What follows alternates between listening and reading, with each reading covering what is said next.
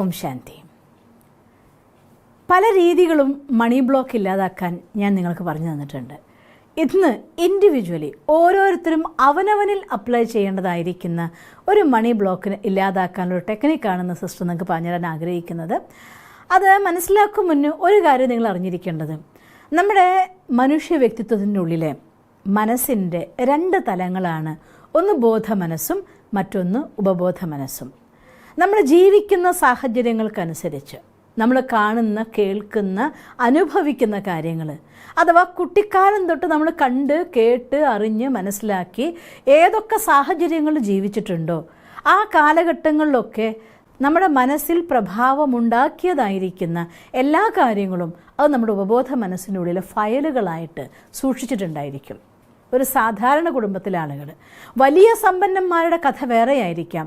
പക്ഷേ സാധാരണ ജനങ്ങളായിരിക്കുന്ന നമ്മുടെയൊക്കെ ലൈഫ് നോക്കിയാൽ പലപ്പോഴും പല കാര്യങ്ങൾ ആഗ്രഹിച്ചിട്ട് കിട്ടാതെ പോകുന്നത്, അതൊന്നും നമുക്ക് പറഞ്ഞിട്ടതല്ല മക്കളെ എന്ന് നമ്മുടെ വലിയവർ പറയുന്ന കാര്യങ്ങൾ. ഇതൊന്നും അത്ര എളുപ്പത്തിൽ സാധിക്കുന്നതല്ല എന്ന് പറയുന്നത്, പൈസ സമ്പാദിക്കുന്നത് അത്ര എളുപ്പമുള്ള കാര്യമല്ല എന്ന് പറയുന്നത്, പണം മരത്തുമ്പുണ്ടാവുന്നതൊന്നുമല്ലല്ലോ എന്ന് പറയുന്നത്, കുഴിച്ചെടുക്കുന്നതല്ലല്ലോ എന്ന് പറയുന്നത്, ഇങ്ങനെ എന്തെല്ലാം രീതിയിലുള്ള നെഗറ്റീവായിരിക്കുന്ന ഡയലോഗ്സ് നമ്മുടെ മാതാപിതാക്കളിൽ നിന്നോ അല്ലെങ്കിൽ നമ്മുടെ ചുറ്റുമുള്ള ആളുകളിൽ നിന്നോ കേൾക്കുന്നത് ഉള്ളിൽ പോയിട്ട് ഉറച്ചതായിട്ടുള്ള കുറേ ഫാക്ടേഴ്സ്. ജീവിതത്തിൽ ധനമില്ലാത്തത് കൊണ്ട് കഷ്ടപ്പെടുന്ന, അനുഭവിക്കുന്ന വേദനകളുടെ ഇങ്ങനെയുള്ള അനുഭവങ്ങൾ നമ്മൾ അനുഭവിച്ചതാവാം, അല്ലെങ്കിൽ ചുറ്റും കണ്ടും കേട്ടുമായിട്ട് റെക്കോർഡായി പോയ കുറേ ഫീലിങ്സ്. ഇങ്ങനെ ഒരുപാട് കാര്യങ്ങൾ നമ്മുടെ ഉള്ളിലേക്ക് ഇമോഷൻസിൻ്റെ രൂപത്തിൽ, വൈകാരിക ഭാവങ്ങളുടെ രൂപത്തിൽ റെക്കോർഡായിട്ടുണ്ട്. അതിലുപരിയായിക്കൊണ്ട് എപ്പോഴെങ്കിലും അവഗണന അനുഭവിച്ചുവെങ്കിൽ, ഒരു തോൽവി അനുഭവിച്ചുവെങ്കിൽ, നിങ്ങൾക്ക് വേണ്ടത്ര രീതിയിലുള്ളതായിരിക്കുന്ന അപ്രീസിയേഷൻ കിട്ടിയിട്ടില്ല എന്ന് തോന്നിയിട്ടുണ്ടെങ്കിൽ, ഇങ്ങനെ ഈ രീതിയിലുള്ളതായിട്ടുള്ള ഇമോഷൻസ്, സ്നേഹത്തിൻ്റെ കുറവ് ഫീൽ ചെയ്തിട്ടുണ്ടെങ്കിൽ, അങ്ങനെ വൈകാരികമായിരിക്കുന്ന, ഇമോഷണലായിരിക്കുന്ന എന്തെല്ലാം കാര്യങ്ങൾ ജീവിതത്തിൽ ഉണ്ടായിട്ടുണ്ടോ അതിനൊക്കെ തന്നെ സ്ഥാനം പിടിച്ച ഇടം നമ്മുടെ ഉപബോധ മനസ്സാണ്. അതുകൊണ്ട് ഉപബോധ മനസ്സിൻ്റെ അവസ്ഥ നോക്കിക്കഴിഞ്ഞാൽ ഇങ്ങനെയുള്ള നിരവധി ഫയലുകൾ കൊണ്ട് കൂട്ടിക്കുഴച്ചിട്ടതായിരിക്കുന്ന വേസ്റ്റ് നിറഞ്ഞൊരു സ്ഥലം പോലെയായി കഴിഞ്ഞിരിക്കുന്നു. നമ്മൾ വളരുമ്പോൾ, പഠിക്കുമ്പോൾ, ജീവിതത്തെക്കുറിച്ച് മനസ്സിലാക്കാൻ തുടങ്ങുമ്പോൾ, നമ്മൾ പഠിക്കാൻ തുടങ്ങുന്നു. ഒരു പ്രൊഫഷണൽ കോഴ്സാവാം, അല്ലെങ്കിൽ എന്തെങ്കിലും കലകളായിരിക്കാം, നമ്മുടെ ജീവിതത്തിൽ നമ്മൾ വേണം എന്നാഗ്രഹിക്കുന്ന കാര്യങ്ങളായിരിക്കാം, എനിക്കൊരു മാറ്റം കൊണ്ടുവരണം എന്നാഗ്രഹിച്ചുകൊണ്ട് നമ്മുടെ സ്വഭാവത്തിൽ കൊണ്ടുവന്ന മാറ്റങ്ങളായിരിക്കാം. ഇങ്ങനെ നിങ്ങൾ അവനവനിൽ പ്രയത്നിച്ചു എന്ന് പറയുന്നതായിട്ടുള്ള കാര്യങ്ങൾ, ഇതെല്ലാം നമ്മുടെ ബോധ മനസ്സിലാണ് പരിവർത്തനം കൊണ്ടുവന്നിട്ടുള്ളൂ. ഉപബോധ മനസ്സിൻ്റെ ഉള്ളിലേക്ക് ഒരു ഡയറക്റ്റായിരിക്കുന്ന ഒരു അപ്രോച്ച് ഉണ്ടായിട്ടേ ഇല്ല.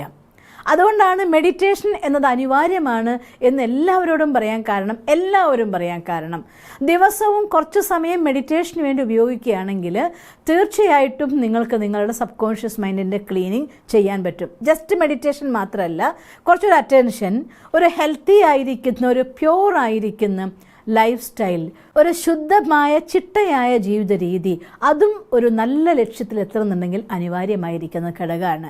പോസിറ്റീവായിരിക്കുന്ന എന്തെങ്കിലും കുറച്ച് കാര്യങ്ങൾ ദിവസവും പഠിക്കാൻ സമയം കണ്ടെത്തുന്നത്, കുറേയൊന്നും വേണ്ട, ജസ്റ്റ് ഒരു പാരഗ്രാഫ് നമ്മുടെ ഉള്ളിലേക്ക് എനർജി നിറയ്ക്കുന്ന രീതിയിലുള്ള പോസിറ്റീവായിട്ടുള്ള സ്റ്റഡി.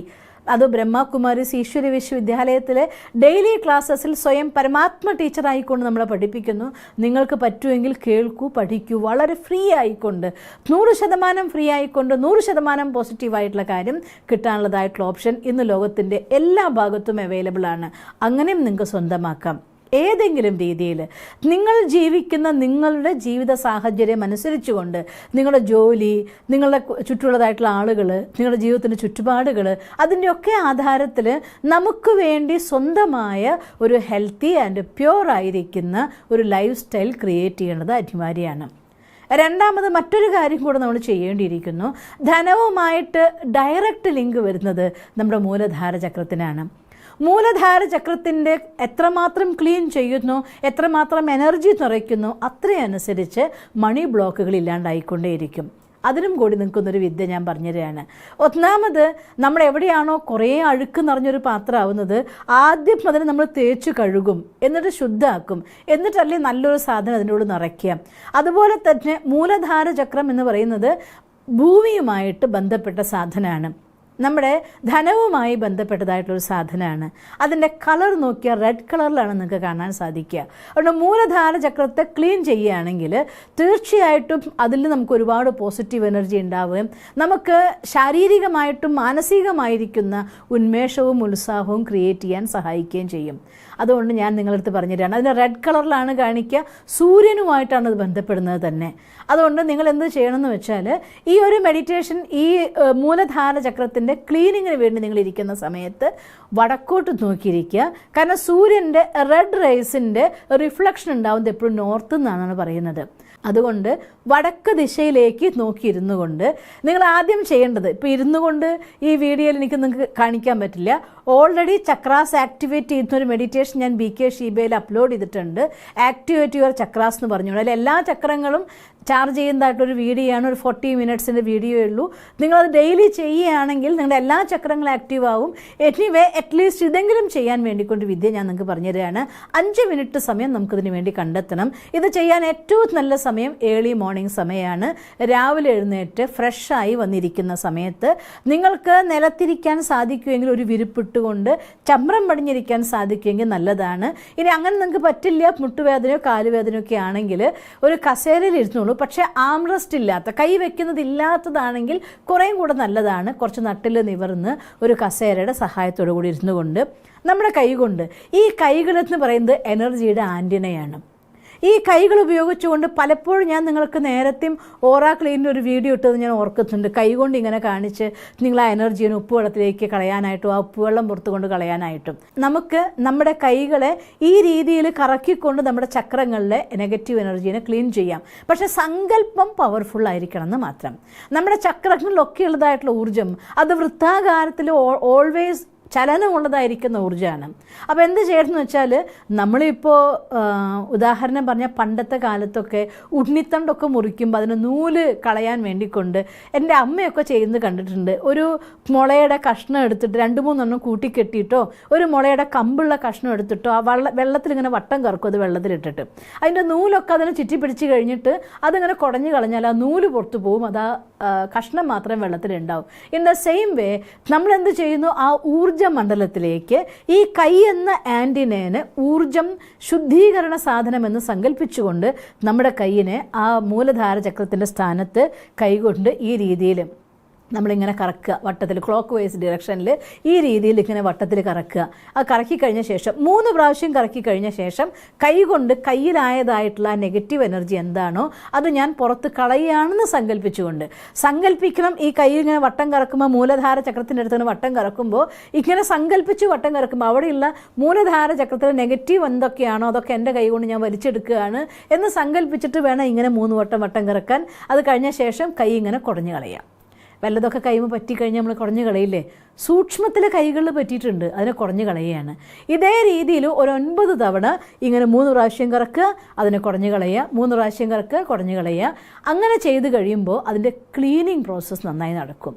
ആ ക്ലീനിങ് അത്തരത്തിൽ ചെയ്ത ശേഷം സങ്കല്പിക്കുക, പരമാത്മാവിനെ, സർവശക്തനായ ഭഗവാനെ നമ്മുടെ സമീപത്തേക്ക് വിളിക്കുക. ആ പ്രകാശം കൊണ്ട് ഇതിൽ നിന്ന് നമ്മൾ പുറത്ത് കളഞ്ഞതായിരിക്കുന്ന നെഗറ്റീവ് എനർജി എന്താണോ, എനിക്ക് ഉപയോഗമില്ലാത്ത എന്തൊക്കെയാണോ അതെല്ലാം അത് കത്തിപ്പോയി അല്ലെങ്കിൽ അത് ക്ലീനായിപ്പോയി. ഈ റൂമിൻ്റെ ഉള്ളിൽ മുഴുവൻ ആ പ്രകാശം നിറഞ്ഞു ഭഗവാന്റെ സാന്നിധ്യത്തിലെന്ന് ഓർമ്മിക്കുക. എന്നിട്ട് സങ്കല്പിക്കുക, ഞാൻ എന്ന് പറയുന്ന യഥാർത്ഥമായിരിക്കുന്ന ഞാൻ, ഈ ദേഹത്തിനുള്ള ചൈതന്യമായ ശക്തി, ഈ ഭ്രൂമധ്യത്തിൽ ഇരുപുരുകങ്ങൾക്കും മധ്യത്തിൽ നമ്മൾ തിലകം ചാർത്തുന്ന സ്ഥാനത്ത് ഒരു നക്ഷത്രം പോലെ പ്രകാശിക്കുന്ന ആത്മാവാണ് ഞാനെന്ന് സങ്കല്പിക്കുക. എന്നിട്ട് കുറച്ച് സമയം, ഈ 2 മിനിറ്റ് സമയം നിങ്ങൾക്ക് വേണ്ടി സിസ്റ്റാവി അത് ആ കാര്യത്തിന് പറഞ്ഞു തരാം. എൻ്റെ കൂടെ നിങ്ങൾക്ക് ഇരുന്നു കൊണ്ട് ചെയ്യാൻ സാധിക്കുമെങ്കിൽ കുറച്ചുകൂടെ നല്ലത്. പക്ഷേ ഇത് ആക്ടിവേറ്റ് ആവുന്നതോടുകൂടി നിങ്ങൾക്ക് തന്നെ ഫീൽ ചെയ്യും, ശരീരത്തിന് തന്നെ നമുക്ക് ആ ഉന്മേഷവും ഉത്സാഹവും ഒക്കെ നിറഞ്ഞൊരു അനുഭൂതി ഉണ്ടാവും. അതുകൊണ്ട് ആദ്യം ക്ലീനിങ് ചെയ്യണം. ആ ഇരുന്നിട്ടാണ് നിങ്ങൾ ചെയ്യേണ്ടത്. ആദ്യം മൂലധാര ചക്രത്തെ ക്ലീൻ ചെയ്ത ശേഷം കൈകളെ കാലുകളിൽ വിശ്രമിക്കുന്ന രീതിയിൽ, ഇത് ധ്യാനമുദ്ര എന്ന് പറയും. ഈ മുദ്രയിൽ കൈകൾ നിങ്ങൾ സ്ട്രെയിറ്റ് ആയിട്ട്, നമ്മുടെ കോൺസെൻട്രേഷൻ ഏകാഗ്രത ഏറ്റവും നന്നായി കിട്ടാൻ വേണ്ടിക്കൊണ്ടാണ് കൈകൾ ഇങ്ങനെ വെക്കാൻ പറയുന്നത്. ആ രീതിയിൽ വെച്ചുകൊണ്ട് നിങ്ങൾ പൂർണ്ണമായ ശ്രദ്ധയെ നമ്മുടെ ശ്വാസത്തിലേക്ക് കൊണ്ടുവരിക. ഒരു പ്രാവശ്യം ശ്വാസം എടുക്കുന്നു. അപ്പോൾ സങ്കല്പിച്ച് നോക്കുക, ശ്വാസം ഉള്ളിലേക്ക് എടുക്കുമ്പോൾ ആ ഊർജം പോയിട്ട് ഭ്രൂമധ്യത്തിൽ ഇവിടെ തിളയ്ക്കുന്ന ഒരു ചുവന്ന നക്ഷത്രവും അതിൽ പോയിട്ട് ടച്ച് ചെയ്തിട്ട് നമ്മുടെ ശരീരത്തിൽ മുഴുവൻ നിറയുന്നതായിട്ട് ഫീൽ ചെയ്യാം. ഒരു 4-5 തവണ ഈ രീതിയിൽ ശ്വാസത്തെ ഉള്ളിലേക്ക് എടുക്കുന്നു. ഭ്രൂമധ്യത്തിലെ ചുവന്ന നക്ഷത്രമായ ആത്മാവിൽ നിറയുന്നു. പതിയെ ശരീരത്തിലെല്ലാം കഴിഞ്ഞു പുറത്തേക്ക് പോകുമ്പോൾ നമ്മളിവിടുന്ന് എല്ലാ നെഗറ്റീവായിരിക്കുന്ന എന്തെല്ലാം ഉണ്ടോ അതെല്ലാം പുറത്തു പോയി എന്ന് സങ്കല്പിക്കുക. 9 തവണ ഇങ്ങനെ റിപ്പീറ്റ് ചെയ്യുക. അത് കഴിഞ്ഞ ശേഷം ഞാൻ ആത്മാ, ഞാൻ ശക്തി സ്വരൂപമായിരിക്കുന്ന ആത്മാ എന്ന് സങ്കല്പിക്കണം. ഞാൻ ആത്മാ, ശക്തി സ്വരൂപമായ ആത്മാ. ഈ നെറ്റിയിൽ സങ്കല്പിച്ചു നോക്കുക, ഞാൻ ആത്മാ ശക്തി സ്വരൂപമാകുന്നു. എൻ്റെ നെറ്റിയിൽ തിളങ്ങുന്ന ചുവന്ന നക്ഷത്രം പോലെ ഞാൻ പ്രകാശിച്ചുകൊണ്ടിരിക്കുകയാണ്. സർവശക്തനായ ഭഗവാനെ, സങ്കല്പത്തിൻ്റെ ഭാഷയിൽ എൻ്റെ സമീപത്തേക്ക് ഞാൻ വിളിക്കുകയാണ്.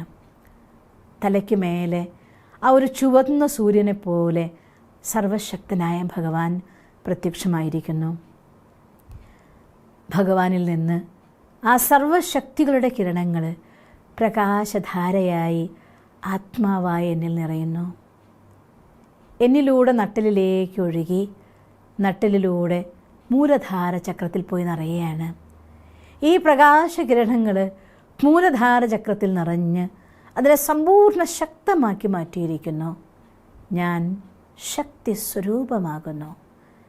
ഞാൻ മാസ്റ്റർ സർവശക്തിവാനാകുന്നു.